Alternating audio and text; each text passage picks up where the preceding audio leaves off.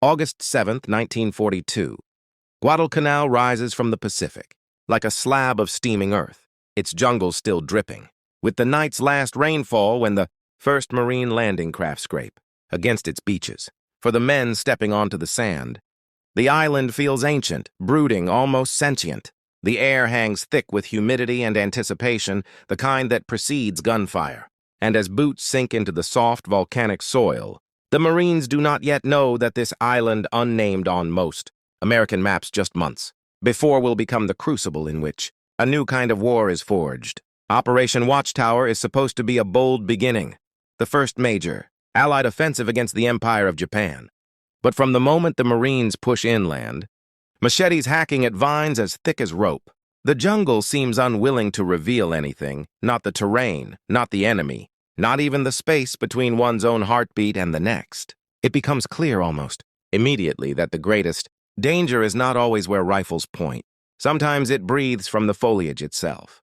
In those opening hours, as the assault units secure the coastline and push toward the half-finished enemy airstrip, no one imagines that a weapon of extraordinary subtlety will soon emerge. Not a machine gun, not artillery, something far stranger rooted, not in steel or fire, but in the delicate machinery of human language. Because on Guadalcanal, the enemy does not always shout, charge, or reveal itself with the flash of a muzzle. More often, it approaches in silence, stepping through the underbrush with the lightness of a whisper. At night, sound becomes the only currency of survival, and a misjudged voice can get a man killed faster than a misfired rifle.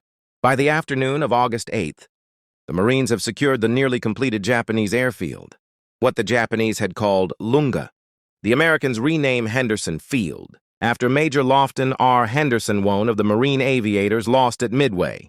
The runways glisten in the sun, the earth freshly churned by both construction and war. But as the day fades, a new anxiety settles in. The perimeter stretches thin, the jungle presses close, and every Marine senses that the night will bring the first true test. The Japanese were masters of infiltration. They slipped through palm fronds and mangroves with the precision of predators who had been hunting in darkness. Long before the Americans ever arrived, they studied the terrain, crept along riverbeds, and moved with a level of discipline that could thread a needle through the chaos of war. Some spoke English well enough to imitate Americans. Others wore uniforms taken from the dead. In darkness thick as tar, even a flashlight beam could feel like a promise of death. Traditional identification methods collapse. Password cards could be stolen. Uniforms meant nothing. Even silhouettes deceived in the shifting glow of cloud-covered moonlight. In such conditions, the Marines needed something, elemental, something that could not be forged or memorized. Something baked into a man's earliest memories, long before he ever carried a rifle. The answer arrived in a place no one expected, the pronunciation of a single letter. The first recorded testimony comes from Master, Technical Sergeant James W. Hurlbut, a combat correspondent who landed with the assault waves. His interview, preserved in naval archives, describes the practice with stark clarity. Marines, he recalled, always had passwords including the letter L because the Japanese language did not naturally contain the English L sound. It was not a matter of accent or dialect. It was a matter of phonology, how the brain categorizes sound from childhood onward. The strategic insight was simple, elegant, and rooted in the oldest human trait of all. Language shapes identity, even when it whispers through fear. To an American ear, the difference between an R and an L is unmistakable. But to a native Japanese speaker, regardless of education, their sounds fall into one mental category. Even Japanese soldiers who studied English struggled with L words under pressure. Battle. Fatigue stripped away practiced pronunciation like water washing paint from steel. And so, in the damp darkness around Henderson Field, Marines began setting challenges laced with L's, not common words, but deliberate traps, syllables arranged like linguistic tripwires. Sometimes simple, sometimes elaborate, all of them tuned to reveal whether the voice in the shadows belonged to friend or infiltrator. A sentry might whisper the challenge, hand resting on the safety of his rifle, breath steady despite the tension. A figure would answer from the blackness, a single sound clean lateral, unmistakably Americano or something else entirely, something muddled, something born from a language that shaped its consonants differently, something that made the Marine's finger tighten on the trigger.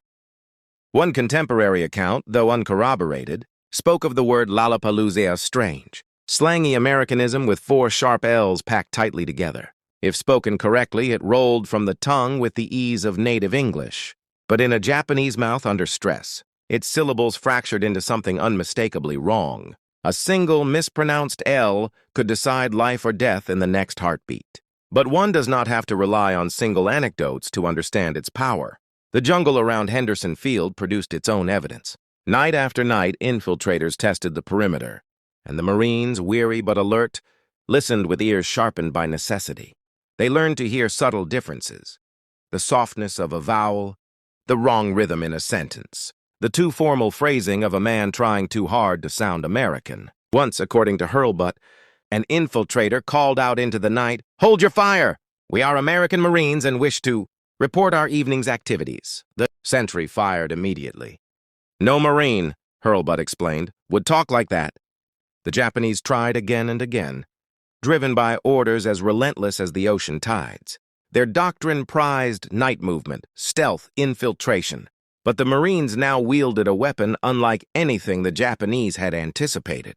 It cost nothing, required no training manuals, and could be deployed by any man who knew a single word and how it should sound. It exploited the most fundamental truth of childhood language acquisition. Once the brain sets a category, it rarely changes. Yet the method was imperfect. The Marines knew this. Some Japanese soldiers had studied English extensively. Some could pass the test, and in the chaos of combat, the thunder of artillery, the rush of wind through palms, the groans of wounded men, subtle sounds blurred. Even the most experienced sentry could mishear. But most of the time, the method worked. Because war, for all its machinery and logistics, often narrows down to instinct. The tiny moments when a man must decide in an instant whether the approaching figure is friend or lethal deception. For 6 months, Guadalcanal consumed both sides in a battle of attrition that stretched from the beaches to the skies to the hidden arteries of the jungle. Each night, Henderson Field hummed like a desperate heartbeat. Each morning, the Marines counted the cost of the darkness. And throughout it all, the test remained a quiet constant. A whispered challenge.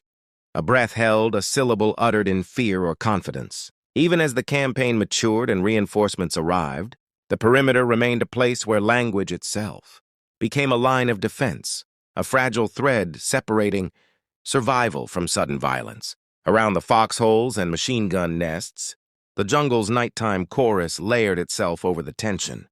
Insects humming like distant engines, wind rubbing palm fronds together like bone against bone, the faint metallic click of rifles being checked again and again, and beneath it something quieter still, the knowledge that men were fighting not just over land or strategy, but over the fear of the unseen, over the terror of a voice emerging from the darkness, familiar yet not, over the possibility that one misplaced sound could fracture the night. By February 1943, when the Japanese finally evacuated their remaining troops, the island felt forever changed. So did the men who had fought for it. They had learned that war was not only fought with bullets and bayonets, but with perception, memory, instinct, and the strange vulnerabilities formed in childhood when language begins to shape the human mind. Guadalcanal had shown that in the darkest moments, identity could be revealed not through uniform or allegiance, but through the smallest flicker of sound. A consonant, a syllable, a single breath drawn the wrong way. In the end, the greatest weapon on those nights was not firepower, but the fragile, unalterable patterns of the human tongue etched long before any of the men had stepped onto the island, long before the war had swallowed their youth, long before the jungle had begun to whisper in their dreams' dawn. On Guadalcanal did not bring peace. It brought clarity harsh, blinding, and often unbearable. As the sun crested over the canopy, its rays cut through lingering mist like blades. The Marines emerged from foxholes with the exhaustion of men aging a decade in a single night. Their helmets were wet with dew. Their rifles were slick with condensation. Their nerves were frayed like exposed wire. But the airfield still stood. And in that fragile fact, hope flickered. Henderson Field was the island's heartbeat. Without it, the Marines would be isolated, stranded on a hostile island, swarming with Japanese. reinforcements eager to crush the foothold before it could harden into a fortress. Every supply aircraft, every reconnaissance flight, every dive bomber that could lift off at dawn depended on those men holding the perimeter, night after night, against an enemy that moved like wind through tall grass. And somewhere within that brutal routine, the Marines had begun to understand the true nature of the Japanese campaign. It was relentless, unyielding, willing to bleed itself dry. The Japanese high command believed the Guadalcanal landing was a temporary American incursion, a small flame that a decisive blow could snuff out before it grew dangerous. Their officers were conditioned to aggressive doctrine. Their soldiers taught that surrender was worse than death. And so, in the dark hours, when the jungle swallowed all light, they crept toward Henderson Field in waves not always visible but always felt. To a new replacement arriving on the island, the warnings from seasoned Marines seemed strange at first. Don't trust voices at night. Don't answer an American sounding too polite. Don't fire until you make dam. Sure. The rules felt like riddles until darkness fell. Then they revealed their purpose with terrible clarity. One corporal recalled sitting in a shallow foxhole, sweat rolling down his temples, when he heard leaves rustling ahead. Someone whispered, "Mac, that you?" The voice was almost perfect, deep, calm, distinctly American. But something was off. Something faint, a slight stiffness around the consonants, like a man reciting a phrase rather than speaking it. The corporal kept his finger on the trigger. "Mac," the voice repeated. "Come here. Need help with a wounded man." Only later, after the firefight erupted, did the corporal learn that 2 Marines nearby had been stabbed silently in the dark. Their rifles never fired. Their killers had slipped away without a sound. It became clear the nights were not hours measured in minutes, but in instincts. Every shadow became a possibility. Every whisper carried the weight of a life-or-death gamble. The linguistic tests, once a simple precaution, began to feel like sacred rituals, small, desperate attempts to impose control over a battlefield that devoured predictability. But even language, the most primal identifier, was not invincible. One evening, during a night of unusually heavy rain, a patrol returned late from a reconnaissance. Sweep near the Matanikau River, the downpour, drowned their approach. The sentries, straining to hear through the relentless hammering of water on palm leaves, issued the challenge. The reply came back garbled not from deception, but from exhaustion and the weather itself. Guns snapped up. Fingers tightened. It took a sergeant, shouting over the storm, to prevent a tragedy. His voice cracked from strain. The patrol stumbled inside the perimeter, soaked, shaken, and furious that they had nearly died because nature had muffled a syllable. It was a reminder. For all its cunning brilliance, the L-sound test had limits. The Japanese understood this too. They adapted, sometimes crudely, sometimes with startling ingenuity. Marines soon reported infiltrators who no longer attempted English. Instead, they called out in urgent Japanese to provoke a reaction.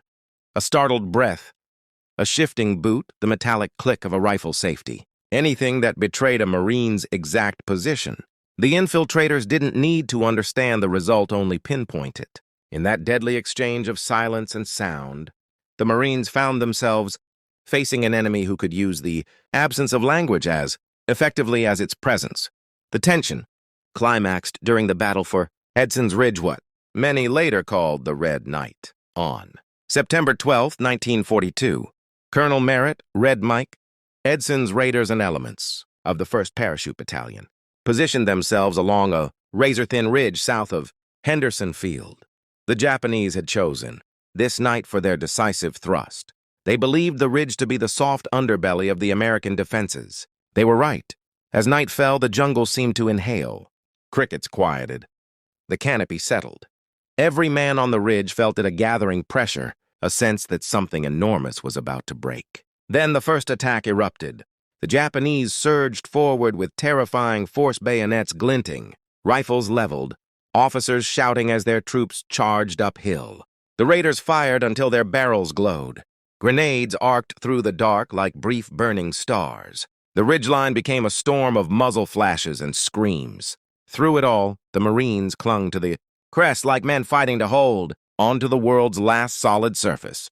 But even amid the chaos, the deceptive tactics continued. A wounded Japanese soldier screamed, "Corpsman!" in flawless English.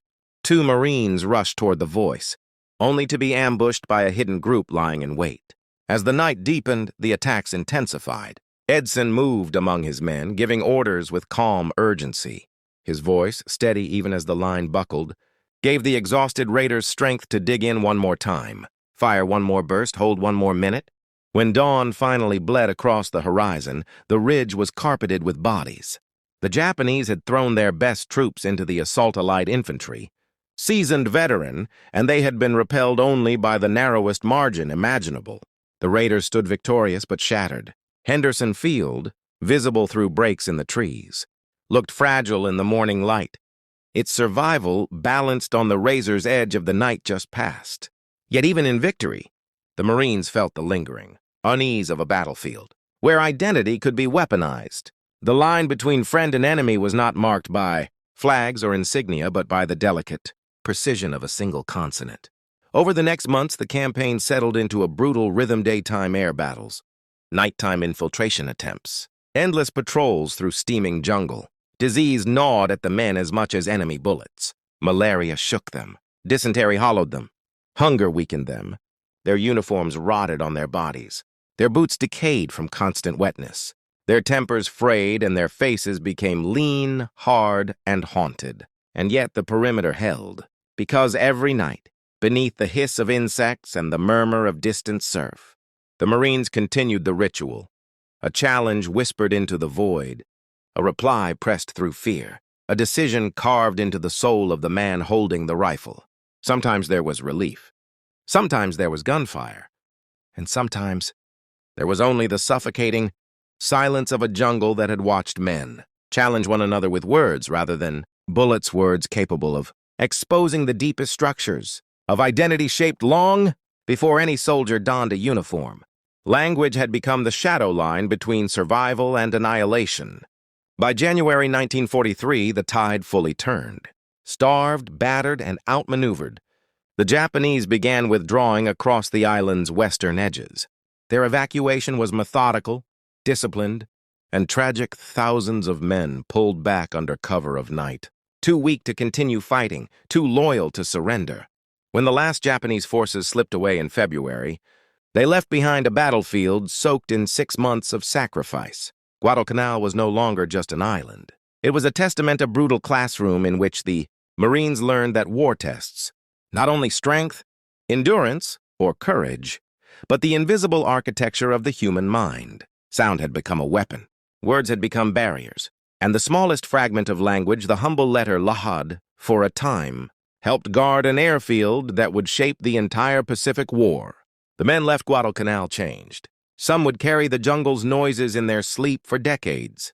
Others would remember the odd, almost unbelievable fact that, amid roaring battles and charging bayonets, survival sometimes came down to a whispered password, and the way a stranger's tongue shaped a single syllable in the dark.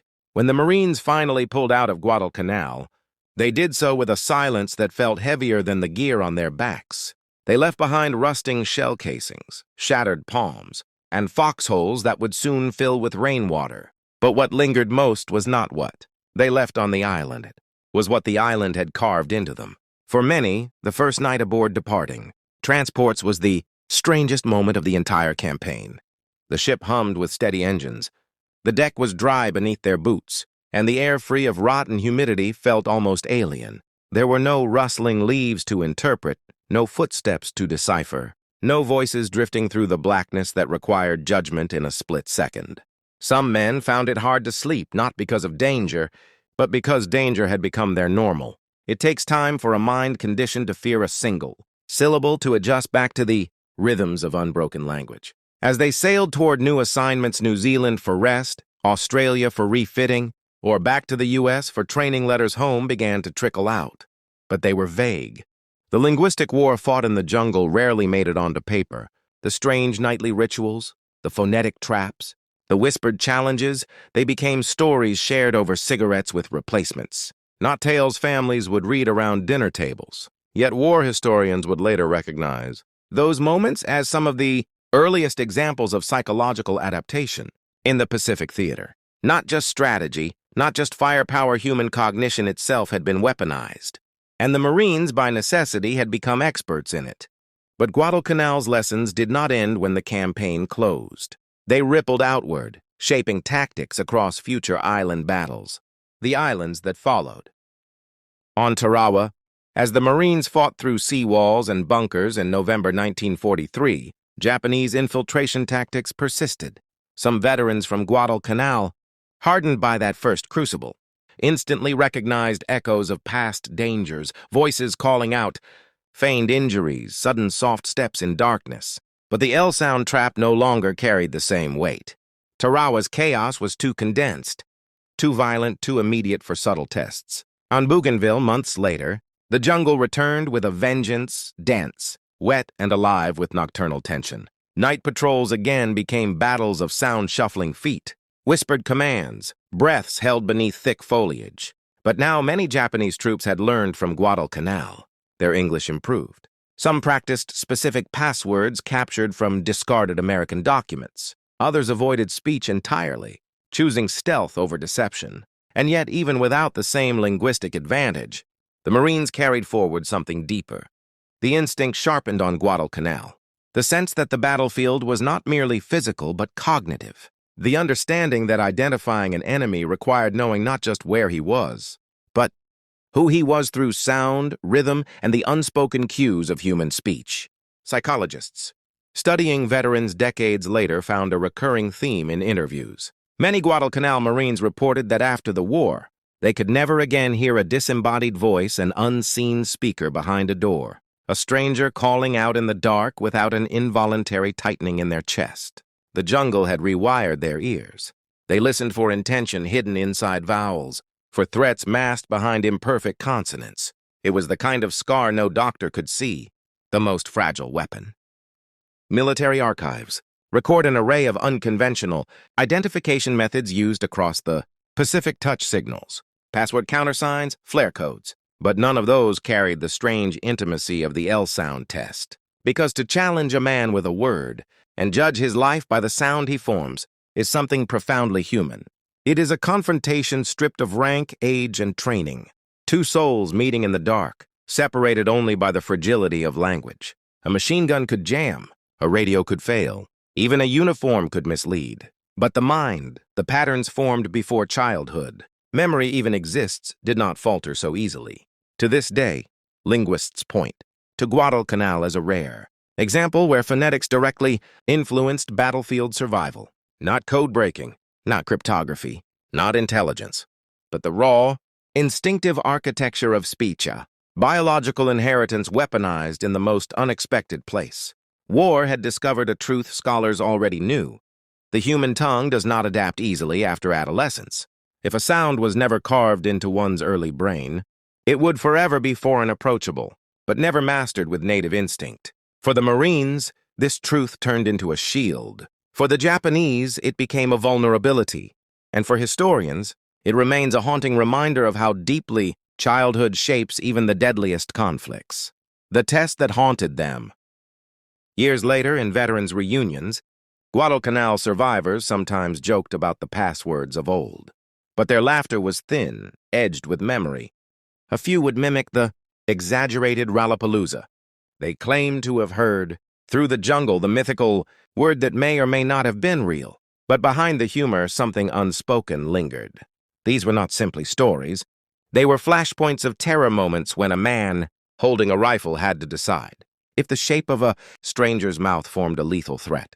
Moments when the brain's ancient wiring controlled the fate of two lives in a heartbeat. A single mispronounced syllable could trigger gunfire. A single perfect answer could avert a tragedy. In that fragile balance lay the essence of Guadalcanal's nocturnal war. One veteran, interviewed decades later, described it this way. It wasn't the shooting that got to us. It was the listening. You can shut your eyes. You can't shut your ears. Not out there. His voice cracked on the last sentence. He stared at the floor, as though the jungle were still whispering beneath him. Toward the end of the Pacific War, by 1944 and 1945, the war changed shape entirely. Massive fleets, amphibious armadas, carrier air groups the size of small nations. The clash became industrial, overwhelming, and relentless. Islands like Saipan, Peleliu, Iwo Jima, and Okinawa were fought with firestorm-intensity flamethrowers, tanks, artillery, cave assaults. But even amid the industrial hurricane, the lessons of Guadalcanal lingered. Even in the ash-covered tunnels of Iwo Jima, Marines still challenged figures who emerged from smoke-choked openings, unsure if they faced surrendering soldiers or disguised infiltrators. Even on Okinawa, where rain fell like curtains and the terrain swallowed entire battalions, veterans of earlier campaigns listened for rhythm in shouted commands, too formal, too exact, too rehearsed, and reacted with instincts, honed years before on Guadalcanal's shadowed perimeter. Guadalcanal had been the first, the rawest, the most psychologically intimate, and in that crucible, the simplest weapon of all, spoken language had altered the course of survival, the weight of memory. By war's end, hundreds of thousands of Americans came home. Some built families. Some healed. Some never fully returned from the islands they fought on. But those who had survived, Guadalcanal carried with them a specific kind of memoria memory made of sound more than sight. Not the crash of artillery, not the roar of aircraft, but the quiet moments, the listening, the waiting, the breath before the challenge, the reply in the darkness. For in those seconds, stretched across nights thick with danger, the entire Pacific War could balance on the fragile hinge of a single letter.